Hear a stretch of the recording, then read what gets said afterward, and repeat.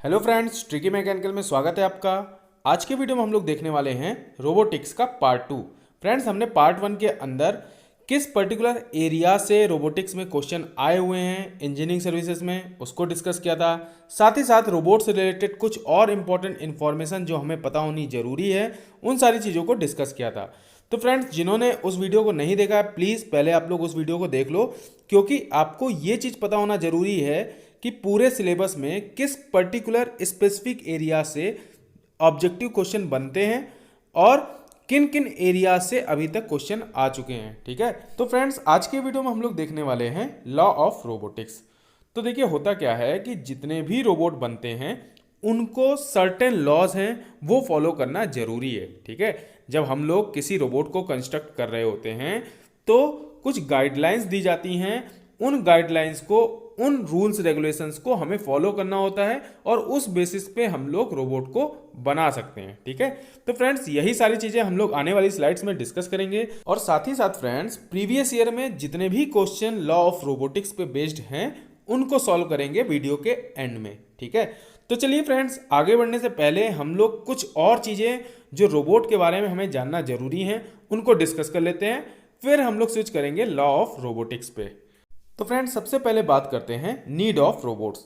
तो देखिए फ्रेंड्स, बहुत सारे ऐसे वर्किंग एरियाज हैं जहां पे ह्यूमंस हेजिटेट करते हैं या बोलिए ह्यूमंस की लाइफ पे रिस्क रहता है, तो ह्यूमंस प्रिफर नहीं करते हैं वर्क को परफॉर्म करने में। ठीक है, तो उन पर्टिकुलर एरियाज में हमें ह्यूमन का एक रिप्लेसमेंट चाहिए होता है। ठीक है, तो उसके लिए हम लोग रोबोट का यूज करते हैं। फॉर एग्जाम्पल कई ऐसे वर्किंग एरियाज हैं जहां पे पॉइजनस गैसेस इन्वॉल्व होंगी या फिर फायर का डेंजर रहेगा या फिर बहुत सारे ऐसे एरियाज होंगे जो एक्सट्रीम कोल्ड कंडीशन होंगी, जहां पे एक्सट्रीम हॉट कंडीशंस होंगी, तो वहां पे ह्यूमन हेजिटेट करते हैं वर्क को परफॉर्म करने के लिए। ठीक है, तो वहां पे हम लोग रोबोट का यूज करेंगे। सिमिलरली फ्रेंड्स, बहुत सारे ऐसे वर्किंग एरियाज हैं जहां पे ह्यूमन वर्क कर ही नहीं सकते। ठीक है, फॉर एग्जाम्पल स्पेस में आपको एटमॉस्फेयर ही नहीं मिलेगा तो ह्यूमन सर्वाइव ही नहीं कर पाएगा, तो उसके लिए आपको ह्यूमन का एक रिप्लेसमेंट चाहिए, तो वहां पे आप लोग रोबोट को यूज करते हो। सिमिलरली डीप सी में भी। ठीक है, अब फ्रेंड्स थर्ड पॉइंट में आ जाओ आप लोग। थर्ड पॉइंट में यही है कि बहुत सारे ऐसे एरियाज हैं जहां पे हमको एक्यूरेसी चाहिए, प्रिसीजन चाहिए वर्क में और रिपीटेबिलिटी चाहिए। ठीक है, आपको एक particular work number of times perform करना है, तो उस केस में भी हम लोग चाहते हैं कि ह्यूमन की जगह रोबोट का यूज किया जाए। क्या होता है, ह्यूमंस के साथ प्रॉब्लम ये रहती है कि अगर उसको same work multiple number of times करने के लिए कहा जाए तो वहां पे एक्यूरेसी की प्रॉब्लम आती है। ठीक है, लेकिन रोबोट के साथ ऐसा नहीं है। रोबोट से आप लोग multiple number of times, even infinite number of times same work same accuracy के साथ करवा सकते हो। ठीक है, तो आप देख सकते हो लोडिंग एंड अनलोडिंग इस टाइप का वर्क होगा। सिमिलरली असेंबली डिसेंबली करनी हो वहां पे आप यूज कर सकते हो। स्प्रे पेंटिंग करनी हो, वेल्डिंग करनी हो, तो वहां पे आप लोग ह्यूमंस के जगह चाहोगे कि रोबोट आपका वर्क परफॉर्म करे। ठीक है, तो फ्रेंड्स आई थिंक आप लोग को रोबोट की नीड समझ में अच्छे से आ गई होगी। अब हम लोग चलते हैं नेक्स्ट स्लाइड में। तो देखिए फ्रेंड्स, रोबोट की जो नीड है उसको हम लोग 4D में डिफाइन कर सकते हैं। सबसे पहला डी है डल। कहीं पे भी आपको डल वर्क परफॉर्म करना है या बोलिए कोई एक ऐसा वर्क है जो मोनोटोनस है, ठीक है, same work number of times करना है, तो वहां पे आप लोग रोबोट का यूज करोगे। Similarly dirty work for example sewer lines, तो वहां पे भी अगर आपको कोई वर्क परफॉर्म करना है तो वहां पे ह्यूमंस के प्लेस में आप चाहोगे कि रोबोट आपका वर्क परफॉर्म करे। सिमिलरली डिफिकल्ट, कोई ऐसा वर्क है जहां पे एक्यूरेसी और प्रिसीजन की प्रॉब्लम आ रही है, तो वहां पे भी ह्यूमन का रिप्लेसमेंट होते हैं रोबोट। सिमिलरली डेंजरस, जो भी आपके डेंजर वर्किंग एरियाज होंगे जहां पे ह्यूमन लाइफ पे रिस्क है, तो वहां पे हम लोग रोबोट का यूज करेंगे in place of humans. I think friends आप लोग को रोबोट का जो नीड है वो अच्छे से समझ में आ गया होगा और आप लोग ये जो 4D वाले पॉइंट हैं इनको हमेशा याद रखना। ठीक है, तो फ्रेंड्स रोबोट की अगर बात की जाए तो रोबोट जो वर्ड था वो रोबोटा से डिराइव हुआ है। रोबोटा एक जैक वर्ड है जिसको कैवल कैपेक ने 1920 में ओरिजिनेट किया था। ठीक है, और रोबोटा का मतलब क्या होता है, रोबोटा का मीनिंग होता है फोर्स्ड और कंपलसरी लेबर। ठीक है, तो फ्रेंड्स अब आपके माइंड में क्वेश्चन आ रहा होगा कि रोबोट को हम लोग फोर्स्ड या कंपलसरी लेबर क्यों कहते हैं। तो देखिए फ्रेंड्स, जो हमारे रोबोट होते हैं वो बिना थके हुए, ठीक है, without any kind of laziness, without any kind of illness, without any kind of humanity, robot can perform unlimited number of works and with same accuracy, same precision. ठीक है, जो हमारे रोबोट होते हैं वो unlimited number of time same work को perform कर सकते हैं बिना थके हुए, बिना बीमार हुए और बिना किसी टाइप की ह्यूमैनिटी के नीड के। ठीक है, उसको रोबोट को किसी भी टाइप की ह्यूमैनिटी नहीं चाहिए, मानवता नहीं चाहिए। ठीक है, अब फ्रेंड्स रोबोट की डेफिनेशन की बात करते हैं। तो आप लोग जो मैंने थर्ड पॉइंट लिखा है उसको देखो। A robot is a reprogrammable multi functional manipulator design to handle material parts, tools और specialised devices through variable programmed motions for the performance of variety of task. तो देखिए फ्रेंड्स, ये जो मैंने यहाँ पे डेफिनेशन लिखी है वो एक इंडस्ट्रियल रोबोट की डेफिनेशन है। ठीक है, और फ्रेंड्स ये सारी चीज़ें एग्जाम पेपर में पूछी नहीं जाती हैं, लेकिन मैंने आपको यहाँ पे बता दिया है सो दैट आप लोग जो भी अपने नोट्स प्रिपेयर कर रहे हो वहाँ पे ये सारी चीज़ों को लिख लो और एक बार इस डेफिनेशन को पढ़ लोगे तो आपको सारी चीज़ें समझ में आ जाएंगी। ठीक है, लेकिन आपको इसको याद करने की ज़रूरत नहीं है। ठीक है, तो फ्रेंड्स अब आप लोग इस पर्टिकुलर स्लाइड में लास्ट लाइन में आ जाओ। Robotics word was given by Isaac Asimov. ठीक है, तो देखिए फ्रेंड्स, जो रोबोटिक्स वर्ड था उसको फर्स्ट टाइम ओरिजिनेट किया था आइजैक एसिमोव ने। ठीक है, और जितने भी हम लोग रोबोटिक्स लॉ पढ़ते हैं उनमें जो सबसे ज़्यादा इंपॉर्टेंट लॉ है वो है आपका आइजैक एसिमोव लॉ। ठीक है, और फ्रेंड्स एसिमोव के जो लॉ थे वो रोबोटिक्स का बेस है। ठीक है, जितने भी रोबोट आप बनाते हो वो बाय डिफॉल्ट एसिमोव के लॉ को फॉलो करेंगे। ठीक है, तो फ्रेंड्स रोबोटिक्स के बारे में हमने ऑलरेडी पार्ट 1 में अच्छे से कवर किया हुआ है। बेसिकली रोबोट का जो डिजाइनिंग एरिया होता है, जो भी उसका कंस्ट्रक्शनल एरिया रहता है और जो भी उसका ऑपरेशनल पार्ट होगा उसकी जो स्टडी होगी उसको हम बोलेंगे रोबोटिक्स। ठीक है, design, construction and operation study of robot is called as robotics. ठीक है, तो फ्रेंड्स चलते हैं नेक्स्ट स्लाइड में। तो फ्रेंड्स इस पर्टिकुलर स्लाइड में हम लोग देखने वाले हैं जनरेशंस ऑफ रोबोट्स। ठीक है, जैसा कि हम लोग ने कंप्यूटर के अंदर देखा था first generation, second generation, same चीज आपकी रोबोट के अंदर भी आती है। ठीक है, तो देखिए फ्रेंड्स, यहाँ इस पर्टिकुलर टॉपिक से अभी तक कोई क्वेश्चन नहीं आया है, लेकिन आने वाले टाइम में यहाँ से कोई ना कोई क्वेश्चन बन सकता है। ठीक है, तो हर एक चीज को आप लोग सिंसियरली समझते हुए चलो। सबसे पहले बात करते हैं फर्स्ट जनरेशन रोबोट की। तो जो हमारे फर्स्ट जनरेशन रोबोट हैं उनका यूज आज भी हम लोग कर रहे हैं और आने वाले टाइम में भी उसको हम करते रहेंगे। ठीक है, बेसिकली वो सारे के सारे रोबोट जो पिक एंड प्लेस वाला वर्क परफॉर्म करेंगे। ठीक है, एक पर्टिकुलर एरिया से किसी वर्क को लिफ्ट करेंगे और दूसरे प्लेस में जाकर के उसको प्लेस कर देंगे। ठीक है, आप समझ सकते हो लोडिंग एंड अनलोडिंग वाला जो वर्क रहेगा, वो जो टाइप के रोबोट होंगे उनको हम बोलेंगे फर्स्ट जनरेशन रोबोट। और कब बोलेंगे? जब उनमें किसी भी टाइप का सर्वो मैकेनिज्म नहीं लगेगा। ठीक है, इस चीज़ को आप लोग हाईलाइट कर लो या डबल स्टार मार्क कर लो कि जो हमारे फर्स्ट जनरेशन रोबोट हैं उनमें पिक एंड प्लेस वाला वर्क तो हो रहा है, लेकिन उनमें किसी भी टाइप का सर्वो मैकेनिज्म नहीं लगा हुआ है। ठीक है, और फ्रेंड्स 80% ऑफ इंडस्ट्रीज़ में ये टाइप के जो रोबोट हैं फर्स्ट जनरेशन रोबोट वो आज भी यूज हो रहे हैं और आने वाले टाइम में भी यूज होते रहेंगे। ठीक है, अब हम लोग बात करते हैं सेकेंड जनरेशन रोबोट की।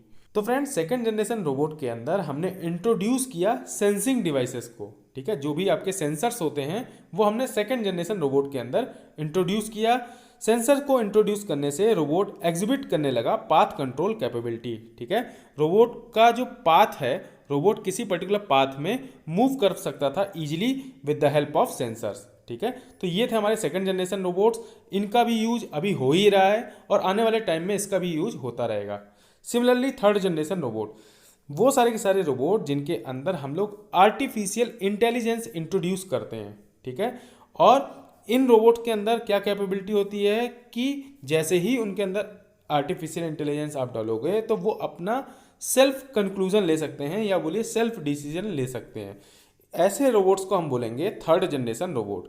ठीक है, तो आपको सिर्फ एक चीज़ याद रखनी है, थर्ड जनरेशन रोबोट के अंदर आर्टिफिशियल इंटेलिजेंस को डाला गया था। सिमिलरली सेकंड जनरेशन रोबोट के अंदर सेंसिंग डिवाइसेस को इंट्रोड्यूस किया। फर्स्ट जनरेशन रोबोट के अंदर सर्वो मैकेनिज्म नहीं था, वो रिपीटेटिव टास्क करते थे। ठीक है, आपको सिर्फ ये पॉइंट याद रखने हैं। ठीक है, आपको ये तो याद ही रहेगा कि अगर सेंसर डाला था तो वहाँ से पाथ कंट्रोल वाला जो पॉइंट था वो रोबोट के अंदर इंट्रोड्यूस हो गया। ठीक है, अब हम बात करते हैं फोर्थ जनरेशन रोबोट्स की। तो देखिए फ्रेंड्स, ये जो फोर्थ जनरेशन रोबोट हैं ये टोटली एडवांस रोबोट होंगे। इनके बारे में अभी कह पाना बहुत मुश्किल है क्योंकि ये फ्यूचर रोबोट्स हैं। आने वाले टाइम में किस टाइप के रोबोट होंगे, क्या क्या उनकी स्पेसिफिकेशन होंगी जो ह्यूमंस डिसाइड करेंगे, या क्या क्या और ऐसी चीज़ें हम लोग उनके अंदर डेवलप कर सकते हैं, उसके बारे में अभी कह पाना बहुत मुश्किल है। ठीक है, तो जो आपके फोर्थ जनरेशन रोबोट होंगे वो रिजेंबल करेंगे ह्यूमंस को, या बोलिए ह्यूमंस की तरह दिखेंगे। इसीलिए इन पर्टिकुलर टाइप के रोबोट को हम बोलेंगे सुपर एंड्रॉयड, या बोलिए ट्रू एंड्रॉयड, या बोल सकते हैं आप इनको आर्टिफिशियल बायोलॉजिकल रोबोट। ठीक है, तो फ्रेंड्स फोर्थ जनरेशन रोबोट के अंदर सारी कैपेबिलिटी रहेंगी, फर्स्ट जनरेशन की, सेकेंड जनरेशन की, थर्ड जनरेशन की, और साथ ही साथ ये जो फोर्थ जनरेशन के रोबोट रहेंगे वो रिजेंबल करेंगे, या बोलिए ह्यूमंस की तरह एग्जैक्टली दिखेंगे आपको फोर्थ जनरेशन रोबोट। ठीक है, तो फ्रेंड्स आई थिंक आप लोग को इस पर्टिकुलर स्लाइड में सारी चीज़ें बहुत अच्छे से समझ में आ गई होंगी। अब हम लोग चलते हैं नेक्स्ट स्लाइड में। तो फ्रेंड्स अब हम लोग बात करते हैं लॉज इन रोबोटिक्स। तो देखिए रोबोटिक्स के अंदर दो टाइप के लॉ थे, पहला ह्यूमन सेंट्रिक और दूसरा रोबोट सेंट्रिक।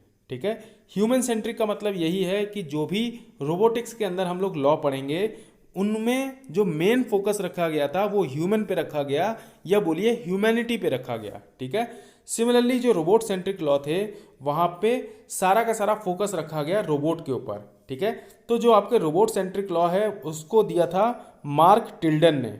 ठीक है, तो रोबोट सेंट्रिक लॉ को हम बोलते हैं मार्क टिल्डन्स लॉ।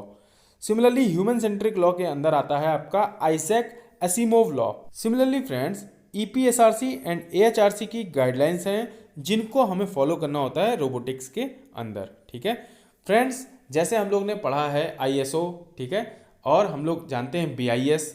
ठीक है, तो ये सब क्या है, ये सब आपको क्वालिटी का एक स्टैंडर्ड बताती हैं। सिमिलरली रोबोटिक्स के अंदर ईपीएसआरसी एंड एएचआरसी फेमस है। ठीक है, इनकी जो गाइडलाइंस हैं वो हम लोग को रोबोट के कंस्ट्रक्शन में फॉलो करना होता है। ठीक है, लेकिन फ्रेंड्स इन सारे के सारे लॉ में जो सबसे ज़्यादा फेमस, या बोलिए जो सबसे ज़्यादा इंपॉर्टेंट लॉ है वो है आपका असीमोव लॉ। ठीक है, आइजैक असीमोव लॉ। तो फ्रेंड्स रोबोटिक्स के अंदर असीमोव ने 3 लॉ दिए, first law, second law, third law. ठीक है, लेकिन जैसे जैसे हम लोग रोबोटिक्स के अंदर आगे बढ़ते गए तो हमें पता पड़ा कि एक ऐसा भी लॉ है, या बोलिए एक ऐसा लॉ है जो इन तीनों लॉ से भी ज़्यादा इंपॉर्टेंट है और इन तीनों लॉ में कवर नहीं होता है। ठीक है, तो इन तीनों से भी ज़्यादा अगर कोई इंपॉर्टेंट लॉ है तो उसको पहले आना चाहिए, क्योंकि फर्स्ट सेकंड थर्ड ऑलरेडी आ चुके थे, तो उस लॉ को हमने 0th पोजीशन में रखा सो दैट हम लोग सीक्वेंस पढ़ सकें 0 1 2 3। ठीक है फ्रेंड्स, सिमिलर वे में जैसे हमने थर्मोडायनेमिक्स के अंदर देखा था, first law, second law, third law आ गया, उसके बाद हमें पता पड़ा कि एक ऐसा लॉ है जो इन तीनों से भी ज़्यादा इंपॉर्टेंट है, वो था हमारा टेम्परेचर लॉ, या बोलिए 0th लॉ। ठीक है, थर्मल इक्विलिब्रियम का जो लॉ था वही था 0th लॉ। ठीक है, तो चलिए फ्रेंड्स देख लेते हैं कि हमारा 0th लॉ क्या है और असीमोव के फर्स्ट सेकंड थर्ड लॉ क्या है। तो देखिए फ्रेंड्स, जो हमारा 0th लॉ था वो सोशल एथिक्स पे वर्क करता है। ठीक है, according to 0th law a robot may not injure humanity और through inaction allow humanity to come to harm. तो देखिए फ्रेंड्स, इसका क्या मतलब हुआ कि रोबोट जो भी अपना फंक्शन परफॉर्म करेगा उसमें वो ह्यूमैनिटी पे किसी भी टाइप से रिस्क नहीं होना चाहिए। ठीक है, जो भी आप रोबोट कंस्ट्रक्ट करते हो वो ह्यूमैनिटी के लिए रिस्क नहीं होना चाहिए, ह्यूमैनिटी पे उसका कोई भी इम्पैक्ट नहीं होना चाहिए। ठीक है, वो चाहे किसी भी टाइप का फंक्शन परफॉर्म कर रहा हो लेकिन ह्यूमैनिटी पे किसी भी टाइप का इफेक्ट नहीं डालना चाहिए, या बोलिए ह्यूमैनिटी पे किसी भी टाइप का रिस्क नहीं होना चाहिए। ठीक है, तो फ्रेंड्स ह्यूमैनिटी क्या चीज़ होती है, ह्यूमैनिटी मतलब मानवता। ठीक है, तो फ्रेंड्स आई थिंक आपको 0th लॉ बहुत अच्छे से समझ में आ गया होगा, और 0th लॉ सोशल एथिक्स पे बेस्ड है। ठीक है, तो फ्रेंड्स अब हम लोग बात करते हैं असीमोव के फर्स्ट लॉ की। तो फर्स्ट लॉ हमारा ह्यूमन सेफ्टी पे बेस्ड था।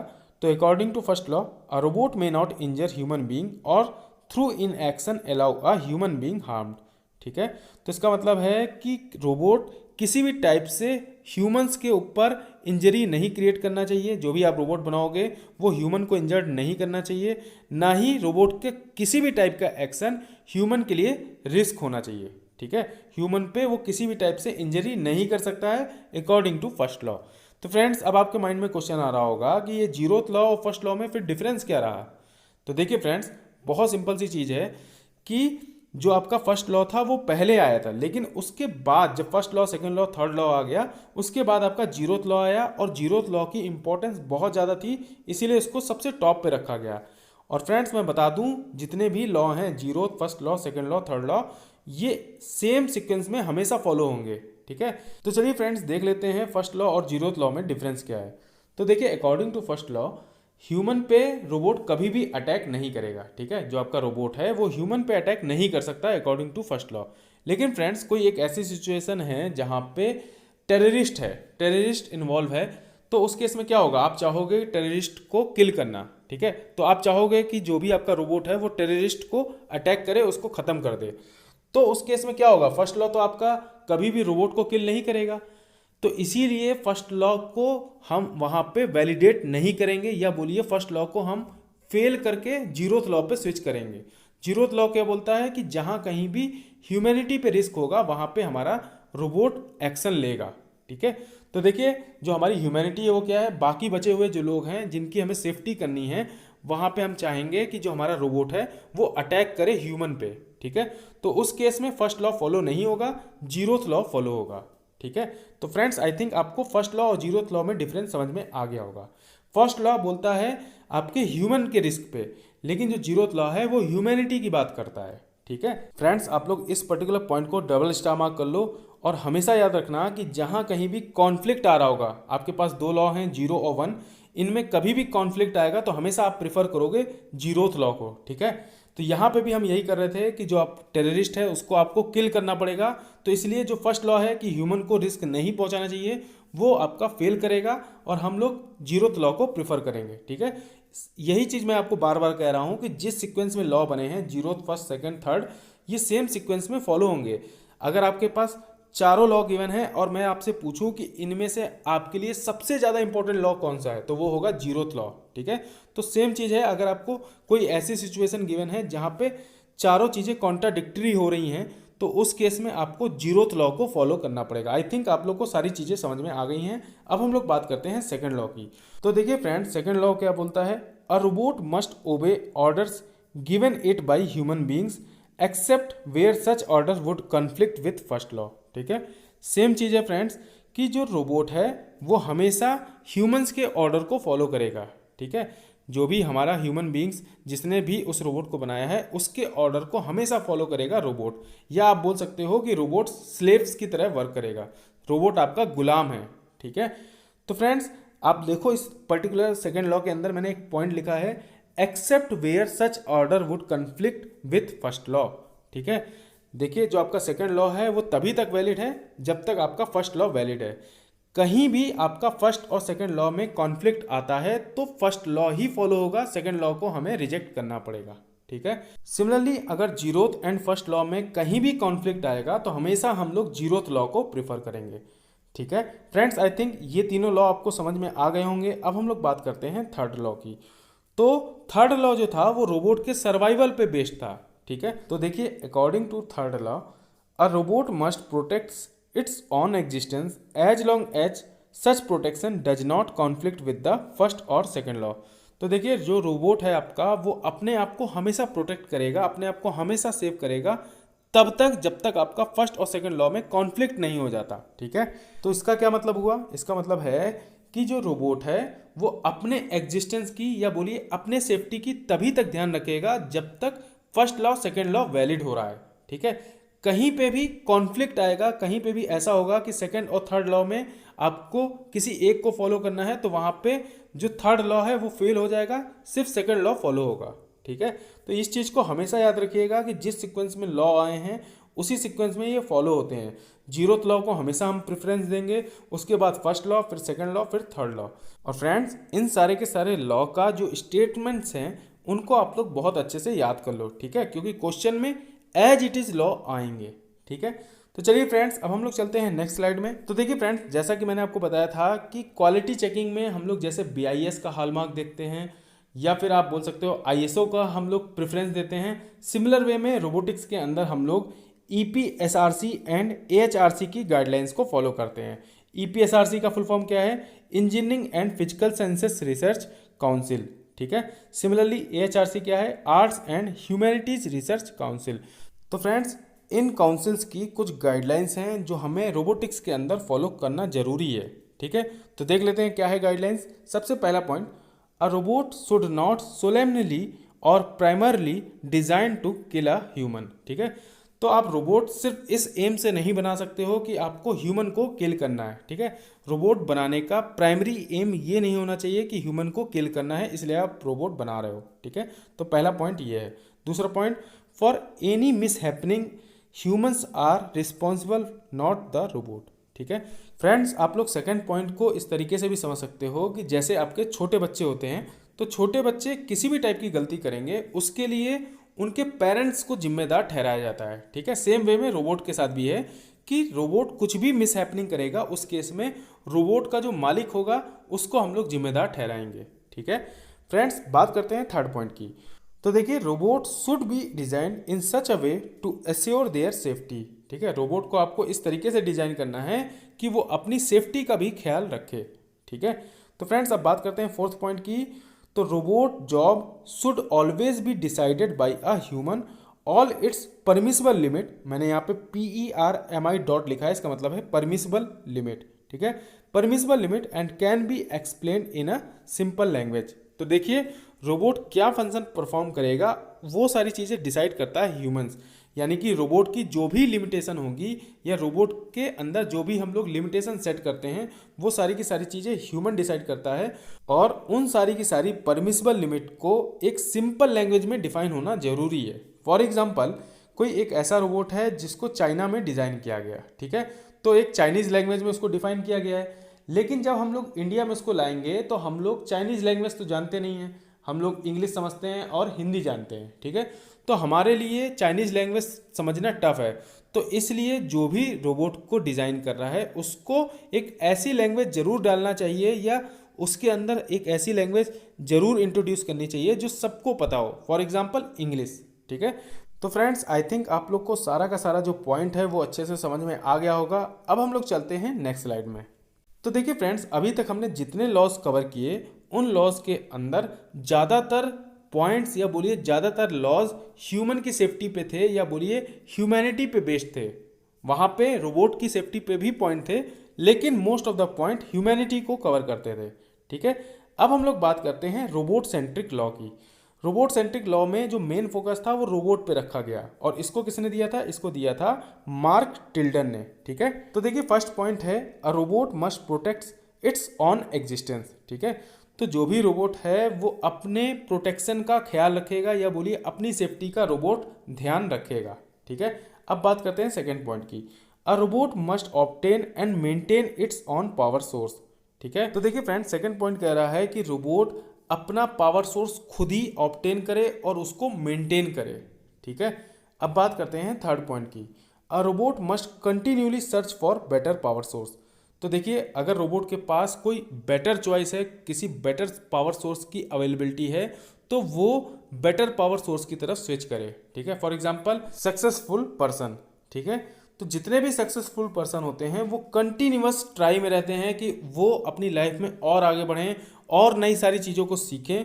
सेम वे में आपका थर्ड पॉइंट भी है कि रोबोट जो है वो कंटिन्यूअसली सर्च में होना चाहिए कि उसको कोई एक बेटर पावर सोर्स मिले, ठीक है। फॉर एग्जाम्पल, आपके पास दो मोड है ट्रेवलिंग के, पहला है साइकिल और दूसरा है आपका कार, ठीक है। और आपको 100 किलोमीटर ट्रैवल करना है, तो आप किसको सेलेक्ट करोगे? बहुत सिंपल सा आंसर है, आप सेलेक्ट करोगे कार को, ठीक है।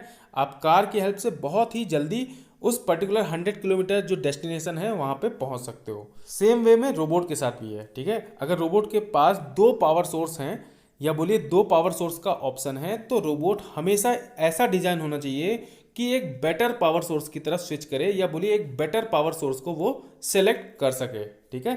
तो फ्रेंड्स, आई थिंक आप लोग को तीनों के तीनों जो लॉ हैं वो अच्छे से समझ में आ गए होंगे। अब हम लोग चलते हैं क्वेश्चन सॉल्व करने। तो देखिए फ्रेंड्स, ये क्वेश्चन इंजीनियरिंग सर्विसेज 2017 का क्वेश्चन है। Consider the following statements regarding the law of robotics. First statement है, a robot shall not injure a human being और through inaction allow a human being harmed. ठीक है, तो ये तो हमारा फर्स्ट लॉ था। सिमिलरली सेकंड पॉइंट को देखिए, a robot must obey orders given by humans except when such order law conflict with the first law. ठीक है, तो ये भी बिल्कुल सही है, ये हमारा सेकंड लॉ था। थर्ड पॉइंट देखिए, a robot must always protect it's own existence. तो फ्रेंड्स ये ऑप्शन सही है या गलत? तो फ्रेंड्स इसमें कंफ्यूजन नहीं रखना है, ये बिल्कुल गलत स्टेटमेंट है। ठीक है, क्यों गलत है? देखिए, जो तीसरा स्टेटमेंट है वो आधा है, इसमें सारी चीज़ें नहीं लिखी हैं। थर्ड स्टेटमेंट था, वो बोल रहा था कि रोबोट अपने एग्जिस्टेंस को हमेशा प्रोटेक्ट करे, लेकिन वो हमेशा इस चीज़ का भी ख्याल रखे कि फर्स्ट और सेकंड लॉ कॉन्फ्लिक्ट नहीं हो रहे हैं। ठीक है, तो इसीलिए थर्ड स्टेटमेंट हमारा इनकरेक्ट हो जाएगा। तो इस क्वेश्चन का सही आंसर हो जाएगा ए पार्ट। ठीक है फ्रेंड्स, आप लोग हमेशा जो मैंने थर्ड लॉ बताए थे, first law, second law, third law, इनको हमेशा अच्छे से याद रखो, ये बहुत ज़्यादा इंपॉर्टेंट है। अब हम लोग चलते हैं नेक्स्ट क्वेश्चन में। तो देखिए फ्रेंड्स, ये क्वेश्चन इंजीनियरिंग सर्विसेज 2018 में आया हुआ है। Consider the following statements. First statement है robots takes permissible action only. ठीक है, तो ये बिल्कुल सही है कि रोबोट सिर्फ परमिसिबल एक्शन लेगा, जो भी हम लोग उसको डिफाइन करेंगे वही एक्शन सिर्फ वो ले सकता है। ठीक है, सेकंड पॉइंट देखिए, all actions that are obligatory for robots are actually performed by them subject to ties and conflicts among variable action. बिल्कुल सही पॉइंट है। तो देखिए सेकंड पॉइंट क्या कह रहा है, ऑब्लिगेटरी का मतलब होता है अनिवार्य। ठीक है, या बोलिए मस्ट डू वर्क। ठीक है, तो रोबोट वो सारे के सारे वर्क को परफॉर्म करेगा जो उसके लिए इसेंशियल है या बोलिए मस्ट डू है, लेकिन उन सारी जगह जहाँ पे टाई होगा या बोलिए जहाँ कहीं पे भी कॉन्फ्लिक्ट अराइज होगा वहाँ पे उन लॉ को वो फॉलो नहीं करता है। ठीक है, फॉर एग्जाम्पल फर्स्ट लॉ और सेकंड लॉ में कॉन्फ्लिक्ट अराइज होगा तो सेकंड लॉ फेल हो जाएगा, फर्स्ट लॉ को रोबोट फॉलो करेगा। ठीक है, सेम चीज़ इस सेकंड स्टेटमेंट के अंदर लिखी हुई है। अब हम लोग बात करते हैं थर्ड स्टेटमेंट की। तो देखिए थर्ड पॉइंट है, all permissible action can be proved by the robot to be permissible and it can be explained in ordinary English. ठीक है, तो जो भी रोबोट के परमिसिबल एक्शन है उसको डिसाइड कौन करता है? ह्यूमन डिसाइड करते हैं। तो ह्यूमन को वो सारी की सारी परमिसिबल लिमिट्स एक सिंपल लैंग्वेज में रखनी होती है, या बोल सकते हैं एक ऑर्डिनरी इंग्लिश में ह्यूमंस उसको पुट करते हैं। ठीक है, तो फ्रेंड्स हमारा थर्ड स्टेटमेंट भी करेक्ट हो जाएगा। तो इस क्वेश्चन का सही आंसर है D part, all three statements are correct. और फ्रेंड्स एक और इम्पॉर्टेंट चीज़ कि इस क्वेश्चन में जो हमारा थर्ड स्टेटमेंट है वो जो हम लोग ने काउंसिल वाले स्टेटमेंट पढ़े थे, जो AHRC एंड EPSRC के जो स्टेटमेंट थे, उनका जो लास्ट पॉइंट था वो एग्जैक्टली सेम है जो हमारा थर्ड पॉइंट है इस क्वेश्चन का। ठीक है, तो फ्रेंड्स हम लोग जितने भी लेक्चर कवर करेंगे हम लोग प्रीवियस ईयर क्वेश्चंस को साथ में डिस्कस करते हुए चलेंगे। ठीक है, तो फ्रेंड्स मिलते हैं नेक्स्ट वीडियो में, तब तक के लिए हंसते रहिए, मुस्कुराते रहिए। लाइफ में ऑलरेडी बहुत टेंशन है, हम लोग दूर करेंगे मुस्कुरा के। वीडियो अच्छा लगे तो लाइक कीजिएगा और कमेंट करके बताइएगा। Thank you friends.